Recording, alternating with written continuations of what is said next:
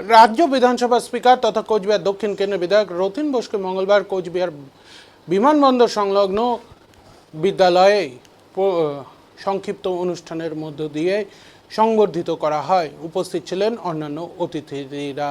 এদিন এই বিদ্যালয়ে শিক্ষার্থীরা গান কবিতার মধ্যে দিয়ে এই অনুষ্ঠান সম্পন্ন করে। বিদ্যালয়ে NELC স্কুল ফর ব্লাইন্ডের প্রিন্সিপাল জানান, বিদ্যালয়ের আমন্ত্রণে এদিন NELC স্কুল ফর ব্লাইন্ডে আসেন বিধানসভার অধ্যক্ষ। তার সামনে বিদ্যালয়ের ছাত্রছাত্রীরা অনুষ্ঠান করেন। বিদ্যালয়ে যে সমস্ত সমস্যা রয়েছে তার কথা তুলে ধরা হয়। সেই সমস্ত সমস্যার সমাধানে বিধানসভার স্পিকার তথা কোচবিহার দক্ষিণ কেন্দ্রের বিধায়ক রতিন বোস উদ্যোগী হবেন বলে জানান তিনি। বিধানসভা স্পিকার তথা কোচবিহার দক্ষিণ কেন্দ্রের বিধায়ক রতিন বোস বলেন, NELC স্কুল ফর ব্লাইন্ড স্কুলটি বহু প্রাচীন, এই স্কুলটি বহু পুরনো। এই বিদ্যালয়ে তথা সংস্থার পাশে থেকে তাদের সহায়তা প্রদান করা হবে বলে জানান তিনি।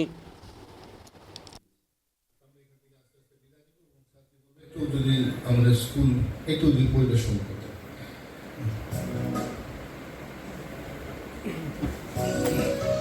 আমাদের মাতৃভূমিকে ভালোবাসতে হবে। আমাদের 6টা ঋতু, যে 6টা ঋতু, সেই 6টা ঋতুই আমাদের ভারতবর্ষে আছে।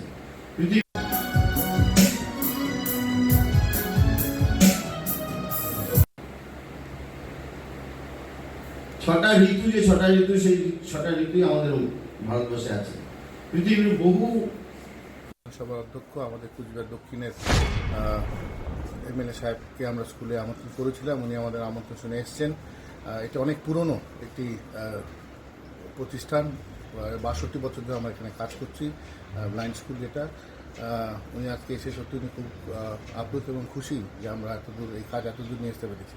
আমাদের স্কুলের ছোটোখাটো যে সমস্যাগুলো সেটা আমরা ওনাদের সামনে তুলে ধরলাম। বাচ্চারা তাদের একটা আবৃত্তি গান পরিবেশন করলেন, উনি খুব খুশি হলেন এটা নিয়ে। এবং উনি বলেছেন যে উনি আমাদের স্কুলে আমাদের সংস্থার সঙ্গে আছেন, আমাদের যা ছোটোখাটো যে ছোটো সমস্যাগুলো সেগুলো উনি সহায়তা করবেন এবং সেগুলো আমরা মিটিয়ে নেওয়ার চেষ্টা করব। ধন্যবাদ। আপনার নাম? বিজয়রাজ ছেত্রী, এই স্কুলের প্রিন্সিপাল ইনচার্জ। সবার আজকে কি হলো? দেখুন, আমাদের কুচবিহারে বহু পুরনো একটা ব্লাইন্ড স্কুল আছে। সেই স্কুলে আমি এসেছিলাম, সবার সাথে কথা হলো, ওনাদের কিছু কিছু সমস্যা আছে, সেই সমস্যাগুলো আলোচনা হলো। আগামী দিনে ওনাদের এই ব্লাইন্ড স্কুলটা যাতে উন্নতি করা যায় সেই চেষ্টা করবো আমরা সবাই মিলে।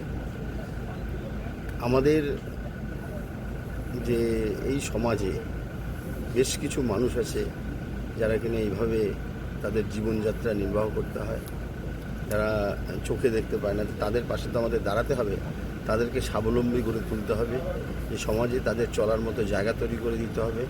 এনারা সেই কাজটা করছেন, এই অর্গানাইজেশন, সেই অর্গানাইজেশনকে আমি সাধুবাদ জানাই এবং আমরা যতটা সম্ভব এনাদের পাশে থেকে কাজ করার চেষ্টা করব।